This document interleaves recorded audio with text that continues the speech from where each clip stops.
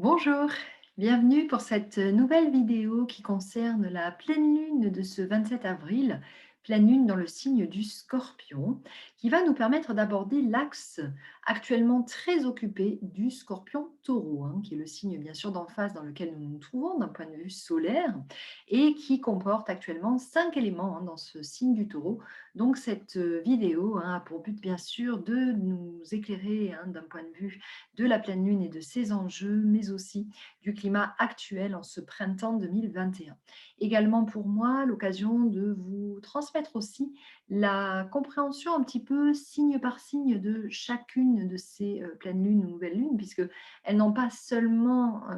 un sens, je dirais, global ou collectif, elles ont aussi des possibilités, je dirais, d'être vécues de façon plus fine ou particulière en fonction de notre nativité. Alors bien sûr, ceci dans le cercle très restreint de notre signe dit solaire,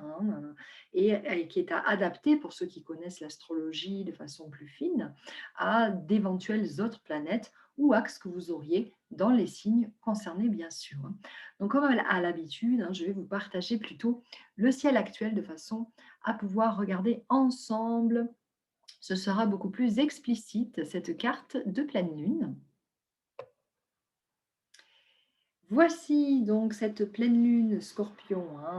heure de Paris toujours, qui aura lieu à 3h33 exactement, donc dans la nuit, et qui, je le répète, a quand même une orbe de quelques jours. C'est-à-dire que quand on dit il y a une pleine lune à tel moment, un petit peu avant, un petit peu après, au niveau énergétique, évidemment, ça travaille. Ce n'est pas quelque chose qui est pile uniquement au moment où nous en parlons. Alors, pour rappel également, puisque je me suis aperçue d'après vos retours que pour certaines personnes, ce n'était pas encore tout à fait clair. Donc je redis, quand on a une pleine lune, c'est que automatiquement, celle-ci se trouve dans l'axe opposé au Soleil. C'est-à-dire que en ce moment, nous sommes dans la période du taureau, dans ce spectre et dans cette phase taureau, dans notre ciel actuel.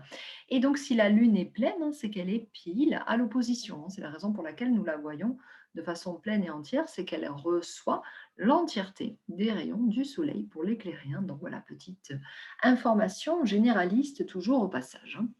Donc maintenant, voyons par rapport à cette question de pleine lune dans le Scorpion. Donc, c'est une pleine lune qui va éclairer donc l'ensemble du signe du Scorpion, le révéler, le mettre en lumière. Le signe du Scorpion est un signe d'eau que je qualifie de signe d'eau des profondeurs, c'est-à-dire qu'il a vocation d'aller chercher, d'aller fouiller, j'allais presque dire fouiner, dans tout ce qui est le plus intériorisé chez nous. Donc, déjà, première chose, première information, cette pleine lune dans le Scorpion nous invite à vivre des remontées potentielles d'émotions et des remontées aussi d'informations que nous aurions cachées, enfouies. Donc, la pleine lune Scorpion, qu'est-ce qu'elle a de si remuant? C'est la capacité de nous mettre plein phare, si j'ose dire, sur tout ce que nous ne voulions pas voir, ou nous ne voulions plus voir, ou que nous n'avions pas encore perçu. Donc, parmi les événements possibles autour de la pleine lune du Scorpion, remonter donc de certains secrets aussi, secrets de famille ou secrets dans certaines relations qui pourraient venir vous apparaître à la surface, puisque c'est une remontée dans le sens de exhumer des informations, exhumer des ressentis qui viennent apparaître à la lumière. La fonction du Scorpion, quand même, c'est de faire rejaillir à la lumière tout ce que l'on avait enfoui ou caché. Donc, c'est une pleine lune qui invite à ne pas se voiler la face, une pleine lune qui invite à prendre la pleine connaissance et le plein sens de ce qui est en train de se vivre. C'est un peu une idée de ne plus être dans certains dénis, par exemple, mais d'oser confronter des parts de vérité qui ne nous seraient pas encore accessibles et qui, grâce à cette pleine lune, peuvent vraiment nous confronter, il faut le dire. Mais en même temps, la vertu principale d'une pleine lune dans le Scorpion, c'est quand même l'éclaircissement des situations et le fait de devoir regarder, je dirais, véritablement ce qui se passe en profondeur. Donc, c'est une pleine lune qui est introspective, qui invite aussi à certains déclenchements d'interrogation, c'est-à-dire que ça peut être le bon moment pour pouvoir s'interroger sur des sujets de profondeur, donc quelque chose qu'on aurait juste effleuré pour le moment et qu'on souhaiterait approfondir. C'est le moment de se lancer dans certains apprentissages d'expertise, par exemple, ou de tout ce qui est de pouvoir mener plus loin des investigations qu'on aurait déjà éventuellement démarrées au préalable, ou bien de se lancer dans quelque chose, mais qui va être de longue haleine. Parce qu'une autre des particularités de ce signe du Scorpion, c'est que c'est un signe que l'on nomme fixe dans sa modalité de fonctionnement et qui donc va toujours être plutôt sur du long terme. C'est-à-dire que là, ça fait partie de ces pleines lunes qui vont avoir une durabilité. C'est-à-dire que ce qui est déclenché là va avoir sur du beaucoup plus long terme encore des formes de réflexion ou de remontée ou de rebondissement qui peuvent survenir par vagues au fur et à mesure du temps dans la conscientisation d'un processus, moi je dirais, évolutif de long terme par rapport à ce qui se déclenche là, effectivement. Donc, pardonnez mon bafouillage. Euh, Au niveau donc de l'axe Scorpion-Taureau, dont je voulais parler déjà dès le départ, il y a cette notion ici de pouvoir sentir que, il y a en face de soi, quand on est là logé sur la pleine lune du Scorpion, tout un axe de concrétisation qui appelle à nous. Parce que le Taureau est un signe bâtisseur, un signe qui s'enracine dans le concret, dans le factuel. Donc avec, cette pleine lune, pas question de rester uniquement, je dirais, sur le réflexique, sur l'analytique, sur l'introspectif. Il y aura à un moment donné à le prendre en compte avec les éléments concrets. Et pour cause, on peut avoir des pleines lunes comme ça, Scorpion, avec cet axe d'opposition au Taureau, mais dans lequel il n'y aurait que l'opposition Lune-Soleil, par exemple. Ici, il y a quand même 5 éléments dans le signe du Taureau, donc qui est un signe massivement représenté dans le ciel actuel, qui invite beaucoup à aller vers finalement l'enracinement des projets, le fait de concrétiser ce que l'on a à faire. Et puis, il y a un grand appel au réalisme à travers cette pleine lune, parce que non seulement le Scorpion, je le disais, nous invite à ne pas se voiler la face, mais il y a des choses ici qui doivent finalement prendre part avec une certaine pertinence sur la prise en compte de ce qui est réaliste. Donc, c'est un petit peu une pleine lune, moi je dirais balai masque, quelque part, alors sans vouloir évidemment faire de faux jeux de mots sur le contexte sanitaire, là n'est pas le propos, mais vraiment de laisser tomber tout ce qui serait complètement idéaliste, non réaliste, etc., puisque le taureau appelle à regarder, je dirais, les choses du point de vue du plancher des vaches, du point de vue vraiment factuel, concret. Donc, dans cet axe du taureau, on peut d'ailleurs parler du contexte actuel, au-delà de ce que révèle la pleine lune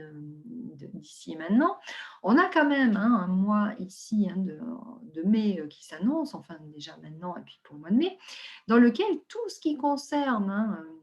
cet axe-là est particulièrement chahuté. Pourquoi? Parce qu'on a quand même toujours cette fameuse planète d'Uranus dans le secteur taureau, qui est une planète un peu remue-ménage, qui est une planète un petit peu surprise, tout ce qui va être des facteurs d'inattendus, de ce à quoi vraiment on ne s'attendait pas, qui est toujours bien sûr dans cet axe. Alors je rappelle que la traversée d'Uranus dans le taureau, ici, c'est quand même jusque 2026. Uranus n'attendra pas la fin du taureau, là, jusque fin 2000, pas fin, pardon, courant 2026. Donc, déjà, pour vous donner une information que j'ai déjà à de multiples reprises partagée, sachez que tout ce qui se passe dans le contexte collectif, de toutes les manières, ne sera pas totalement achevé. Le processus de l'humanité dans ces transformations ne sera pas de toute façon achevé avant cette date-là, cette deadline de 2026. Donc attention, je ne dis pas qu'il va y avoir la crise sanitaire jusque 2026. Par contre, même si la crise sanitaire à un moment donné se tasse, on a cette planète Uranus qui demande de grandes réformes, toujours pareil, d'un point de vue du secteur taureau, donc dans le secteur de tout ce qui va être financier, de tout ce qui va être concret, de tout ce qui va être éventuellement boursier, et puis Uranus Taureau, dans tout ce qui va être des réformes écologiques qui sont à mener. Ça, c'est quelque chose que j'avais déjà pu évoquer avant même la crise du Covid, dès l'entrée dans le secteur là, du Taureau. Bon, voilà, en astrologie, on sait que la grande réforme en cours, celle qui nous est demandée, c'est quand même une prise en compte de tout ce qui est des conditions, je dirais, de la crise écologique et du climat et ainsi de suite, Donc, tout ça pour vous refaire un rappel qu'on est avec cet élément d'Uranus là, qui va induire tout ce qui est possible en termes de réformes nécessaires. Donc, ici, cet Uranus, actuellement, qu'est-ce qui l'impacte le plus? C'est le secteur Vénus. Donc, indépendamment du contexte collectif, il y a la notion que sur un plan de l'égrégore général de notre conscience humaine, la période actuelle, avec donc cette pleine lune notamment, qui remue beaucoup, mais pas que, même au-delà, dans le courant du mois de mai, va être remuant d'un point de vue des liens affectifs, parce que là aussi, il peut y avoir de l'inattendu. Alors, ça peut être tant des revirements de situation auxquels on ne s'attendait pas, donc rupture brusque, que des reprises de contact pareillement, qui étaient étonnantes et qu'on n'attendait plus. Alors là, plutôt dans quelques jours, puisque comme vous voyez, ce n'est pas encore le moment là, mais à un moment donné, elles seront conjointes de façon plus exacte. Et puis, donc, cet Uranus qui peut amener pareillement des chamboulements dans tout rapport affectif de manière globale. Alors attention, là, rien ne dit si c'est positif, négatif, ça dépend aussi de l'histoire de chaque personne, puisque dans ces partages plus généralistes que nous faisons autour de l'astrologie collective, n'oublions pas que nous avons aussi nos propres cartes du ciel individuelles, et ça, les véritables bouleversements, si vous voulez, ne se mesurent que dans ce qu'on appelle les transits planétaires personnels, donc dans les lectures personnelles du climat d'un ciel à soi. Mais autrement, dans le ciel collectif, effectivement, tout ce qui est de la sphère affective, pour le moment, est très bouleversé par rapport à ça. Donc, dans la pleine lune, qui lance un petit peu ce débat scorpion et taureau pour finalement les jours à venir, il y a cette notion aussi, pareillement, d'être invité à ne pas se voiler la face en termes d'affectif, d'oser regarder ce qui se passe, d'oser regarder les questions avec beaucoup euh, je dirais, de conscience peut-être concrète là aussi sur toutes les questions affectives. Et puis, en effet, tout ce qui pourrait être remuant, bouleversant, dans le sens de se dire, mais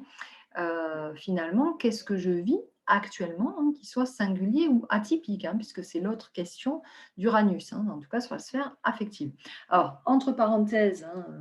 qui n'est pas directement lié à la pleine lune, mais quand même, qui va l'être de toute façon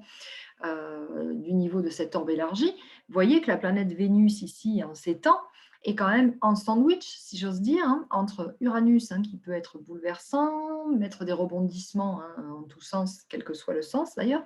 et puis la Lune noire, ici, la Lune noire qui est une instance pareillement, qui quand même peut nous faire vivre des périodes où c'est compliqué. Donc, globalement, la période est complexe du point de vue du climat affectif, relationnel et ainsi de suite, et demande un certain éclaircissement, d'où le grand intérêt de cet axe du Scorpion en face, qui est que sinon on regarde que de ce lieu-là, il y a beaucoup d'embroglio en fait dans les situations relationnelles actuellement. Mais ici, la présence de la pleine lune nous met, encore une fois, à plein écran, pleine visibilité sur ce que nous avons besoin de comprendre. Donc, c'est vraiment la période qui invite à cette introspection. Ça peut être d'ailleurs toujours, les pleines lunes scorpions, un moment pour démarrer finalement des travails thérapeutiques divers. Ça peut être des très bonnes idées. Ici, on a la période aussi, la présence de Mercure dans la donnée, qui va inviter à mettre bien sûr du dialogue, de la parole sur ce qui est vécu, donc une invitation à parler, mais toujours pareil, avec la présence de la lune noire, là, ça peut être aussi des paroles auxquelles on ne s'attendait pas, euh, des dialogues ou des communications qui sont un petit peu hors norme, hors cadre, entre la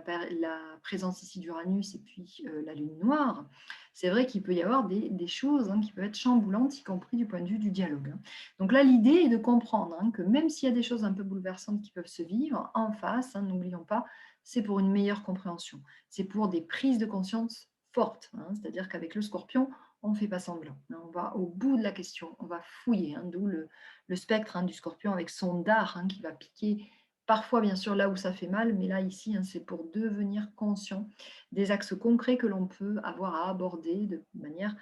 je dirais, de plus long terme. Donc, ici, tout ce qui se vit, n'oublions pas, ça va être pour viser du long terme. Ce n'est pas juste des prises de conscience ponctuelles, il y a quelque chose qui peut travailler en fond de tâche. D'où l'intérêt, c'est un gros chantier, cette pleine lune scorpion, mais elle peut en tout cas se révéler extrêmement salvatrice en termes ensuite de capacité de rebondir avec des notions qui nous auront ancrés au sol, avec cet axe du taureau. Alors maintenant, quels sont un petit peu, à part, cet axe-là, les alliés? Eh bien, on a quand même ici une pleine lune, Scorpion, qui va être trigone à ce Mars. Et oui, Mars qui vient de passer dans le Cancer, là, il y a quelques jours. Signe qui adoucit quand même, lui, puisque bien sûr le Cancer est plus doux. Le Cancer vise à tout ce qui va être, d'une discussion intimiste, posée, où on va s'exprimer. Mais en même temps, tout ça, peut permettre des remontées émotionnelles, parce qu'avec 2 signes d'eau, l'axe de l'émotion peut être bien visité aussi, bien entendu, mais je dirais que le fait que ce soit en trigone apporte là-dedans la capacité, encore une fois, d'agir derrière, même si le Mars Cancer, hem, il n'agit pas, si vous voulez, en 2 temps, 3 mouvements. Il lui faut le temps de son processus intérieur, pour pouvoir agir. Donc on est avec beaucoup de lenteur, C'est un ciel qui va demander de la patience, de la lenteur finalement dans le processus, mais qui par contre a cet avantage de remuer, je dirais, vraiment dans des endroits où, tout ce qui va être revisité va être propice à avancer et beaucoup bien sûr sur un axe d'intériorité, Mars Cancer, nous donne également la possibilité d'agir d'après notre intuition, d'après nos ressentis, d'après tout ce qui va concerner la sphère de l'intériorité et non pas du tout par rapport à tout ce qui est de la sphère intellectuelle, Donc on a là vraiment, des évolutions possibles qui sont, au programme avec, cette force, des éléments d'eau qui, eux, travaillent toujours, dans un nettoyage, de lenteur, mais qui, au final, laissent place nette à de nouvelles possibilités, donc des nouvelles synapses qui pourraient se mettre en place après ce gros travail de pleine lune ici, Donc voilà pour l'essentiel, de ce que je voulais nommer de ce point de vue. Bien sûr, on a ici un carré avec ce Saturne dans le Verseau, qui, pareillement, nous dit que tiens, ça ne va pas être rapide. Saturne est au carré, donc de la lenteur, du retard, des reports possibles, dans certaines choses que l'on voudrait comprendre ou vivre, mais au demeurant, toujours pareil dans cette même, je dirais, cohérence ou congruence, de cette pleine lune qui nous invite à finalement œuvrer avec, une certaine longueur de temps, Visons le long terme, tout y indique là dans ces signes qui sont impliqués ici,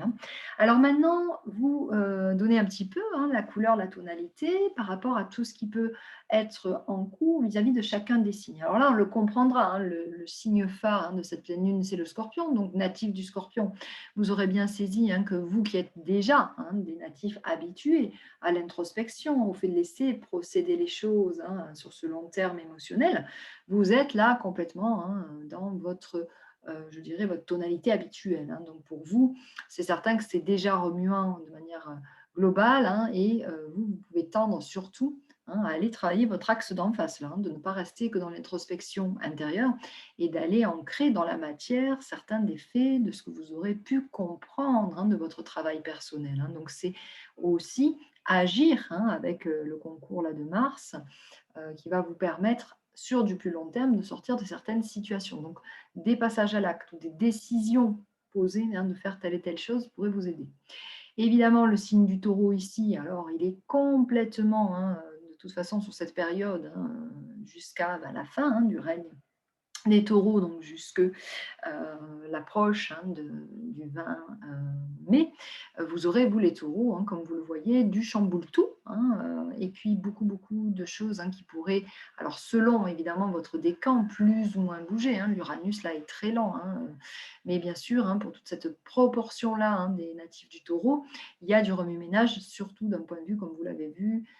éventuellement, affectif, personnel et ainsi de suite, au programme. Beaucoup d'invitations aussi à nommer les choses, les taureaux. Donc pour vous, les taureaux, il n'y a pas, si vous voulez, de comment dire, d'échappatoire, si j'ose dire. C'est vraiment votre invitation, votre carton d'invitation du ciel que d'aller de toute façon vous confronter là aussi à des tas de choses. Alors pour le taureau qui est plus concret, factuel, lui, il va avoir à aller, dans le monde intérieur qui est peut-être moins son domaine habituel, Donc ça, c'est pour les 2 grands signes concernés, bien sûr, dans la donnée, Alors, il y a 2 autres catégories de signes, qui vont avoir, la part plutôt belle, on va dire. Alors évidemment, attention, c'est du généraliste, ce que je dis, ça dépend de vos transits personnels à chacun, mais ici, on comprendra que l'axe des signes d'eau, donc Cancer, Scorpion, Poisson va avoir plutôt, je dirais, des bénéfices, à mon avis, favorables de cette pleine lune de façon assez directe, assez franche, parce que elle accompagne un mouvement d'intériorisation qui est déjà habituel chez vous. Donc l'intuition, la part beaucoup plus émotionnelle seront renforcées. Donc amis hypersensibles ayant des éléments, pas seulement votre signe ou votre ascendant, mais je pense aussi aux lunes dans les signes d'eau, les gens qui auraient des lunes dans le scorpion, dans le poisson, dans le cancer, vous allez avoir pour cette pleine lune vraiment des belles capacités qui vont remonter aussi et peut-être même être en circuit en termes, je dirais, à nouveau d'intuition ou de branchement sur tout ce qui est des sphères subtiles. Donc, pour moi, les signes d'eau ici sont assez bénéficiaires malgré tout de cette pleine lune, me semble-t-il. Et puis donc, on peut évoquer également, donc dans la partie, je dirais, des signes pour lesquels ça peut aller, dirons-nous, de façon plus globale. Donc par exemple ici, les signes d'air de type effectivement balance, pour lesquels bon, ben, la lune est en sextile, enfin demi-sextile, pardon, et donc la balance qui n'a actuellement rien en ligne de mire au niveau du, du secteur collectif. Donc c'est plutôt, je dirais, quelque chose qui peut être une période apaisante au final. Chez le Gémeaux, autre signe d'air pareil, il y a quand même un climat où, bien sûr, il y a l'axe des nœuds ici, collectif, qui ne vous échappera pas. Donc vous, les Gémeaux, de manière générale, vous êtes les pionniers de notre époque dans lesquelles il y a beaucoup d'adaptabilité, certes, ça on en avait parlé souvent lors des vidéos précédentes, mais globalement, ce qui se passe actuellement n'est pas des plus affectants. Vous n'êtes pas parmi les signes les plus, je dirais, convoqués dans la donnée. Donc voilà, Balance Gémeaux pour moi, c'est une pleine lune qui peut se vivre plutôt tranquillement par rapport à d'autres signes ici. Également, on voit le signe du Sagittaire dans les signes de feu et le signe donc du Bélier, de signe de feu, qui là aussi, comme on le voit, n'ont pas des impacts phénoménaux de ce type de transit, donc peuvent traverser la pleine lune avec finalement la capacité de voir le maximum du potentiel de ce qu'ils ont envie de réaliser ou de vivre en projection, en souhait, etc., mais sans avoir trop les inconvénients de certains autres signes, donc moins peut-être confrontants ou remuants. En revanche, il est vrai que pour l'axe Verseau-Lion ici, du fait qu'il y ait ce Saturne Verseau qui est carré un petit peu à tout, ce sont quand même des signes dans lesquels c'est l'heure, avec ce Saturne Verseau ici, pour les natifs du Verseau, de pouvoir quand même, dans cette donnée, être dans des grandes prises de décision. Là, pour les natifs du Verseau, il peut y avoir à bien trancher, bien se positionner, bien être clair au carré, c'est le cas de le dire, par rapport aux intentions et par rapport à ce qui remonte du climat. Donc, introspection, prise de conscience de ce que ça représente dans le concret et avoir des réajustements possibles qui vont se nommer avec beaucoup de, je dirais, de clarté d'observation et d'analyse pour les Verseaux. Et là, pour le signe du lion en face, eh bien, effectivement, le lion, lui, n'est pas trop concerné par cet axe-là, mais par contre, reçoit toujours un petit peu l'impact quand même de Saturne en face. Alors, bien sûr, ça va dépendre de l'orbe. Si vous avez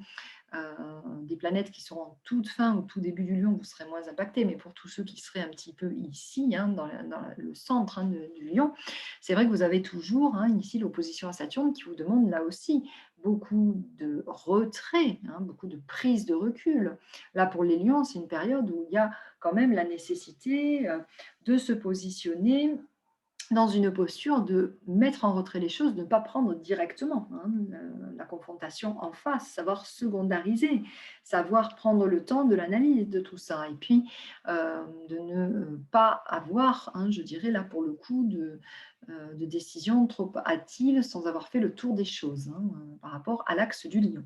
Donc, je regarde si j'ai parlé de tout le monde. Non, il va me rester, je pense, les Vierges et les Capricornes, donc deux signes de terre qui, quant à eux, pareillement, ne sont pas tellement, si vous voulez, dans l'impact de la pleine lune en elle-même, mais qui, par contre, ont quand même cette résonance de signes de terre dans laquelle, étant donné tout ce qu'il se passe dans le secteur du taureau ici, auront quand même, par biais, je dirais, de trigone selon où se placent vos éléments, dans le Capricorne ou dans la Vierge, pas mal d'impact du fait d'avoir à réaliser des choses concrètes là aussi. Et je dirais, votre aspect concrétisateur, hein, même si ce n'est pas très français en tant que signe de terre, que ce soit du côté Vierge ou du côté Capricorne, va être, je pense, quand même encouragé, hein, dans le fait de pouvoir faire les choses euh, avec le maximum, je dirais, là aussi, de clarté possible, hein, un petit peu comme un jeu de billard. Ces signes-là bénéficient de tout ce qui se passe un petit peu dans le taureau et qui réfléchit, hein, qui est réfléchi par cet axe du scorpion. Donc pour la Vierge et le Capricorne, pour moi, c'est quand même une pleine lune, hein, qui est bénéfique dans le sens de passer à l'acte tout ce que vous avez toujours dans vos checklists ou vos to-do list, hein, amis Capricorne et Vierge les plus, je dirais, organisés, cadrés, qui pourra être éclairé sous un autre regard. Avec cette pleine lune, c'est poursuivre votre œuvre, hein, de concrétisation avec le regard de l'intériorité qui est reflété, hein, ici dans l'axe de la lune-soleil au niveau du taureau, hein. Donc voilà, je ne pense pas avoir oublié de signes, hein. Je pense que j'ai parlé un petit peu de tous les signes. Et puis autrement, pour la perspective donc, de la période actuelle, comme vous l'aurez compris, nous sommes avec massivement, hein, cet axe du taureau qui invite quand même aussi à beaucoup de pacification, hein, ralentir les choses, ne pas être dans la visée de court terme, ne pas viser du provisoire, viser vraiment quelque chose, hein, qui soit durable, hein. On n'est pas du tout dans une dynamique qui invite à, comment dirais-je, hein, mettre des rustines, pas du tout, hein. C'est vraiment chercher les vraies solutions profondes, chercher les vrais, comment on pourrait dire, les vrais appuis, les vrais leviers, je cherchais le terme, hein, profonds, durables, etc. Et en sachant bien, hein, que avec Uranus, les rebondissements sont toujours possibles, mais il y a quand même ici la lenteur du taureau, associée au carré à Saturne, là, hein, qui nous demande beaucoup, beaucoup de patience, hein, de façon globale, hein, dans le climat actuel, et qui nous demande à passer dans la période actuelle par la douceur des signes doux. Alors douceur pour le scorpion, hein, c'est quand même un peu gonflé de ma part, hein, de dire ça, mais ce que j'entends par là, c'est visiter par l'intériorité, hein, vraiment. C'est aussi une grande invitation quelque part à lâcher le mental, hein, cette configuration-là, et à œuvrer par le biais donc, de ces signes d'eau là, qui sont un petit peu les seuls, hein, à être, je dirais, zen quelque part de ça. Par rapport au fait d'avoir cette capacité, hein, d'oser confronter l'intériorité sans avoir trop peur, hein, puisque c'est quand même la qualité majeure des signes d'eau que de savoir aller dans l'introspection. Voilà donc pour cette pleine lune dans le Scorpion. Je reviens vers vous, vous saluer en images. Voici, et donc, hein, je souhaite à chacun beaucoup, beaucoup de clarté avec cette pleine lune du Scorpion, qui puisse vous guider, hein, dans la concrétisation de ce que vous avez d'important à mener à l'heure actuelle. Bonne pleine lune, à très bientôt. Au revoir.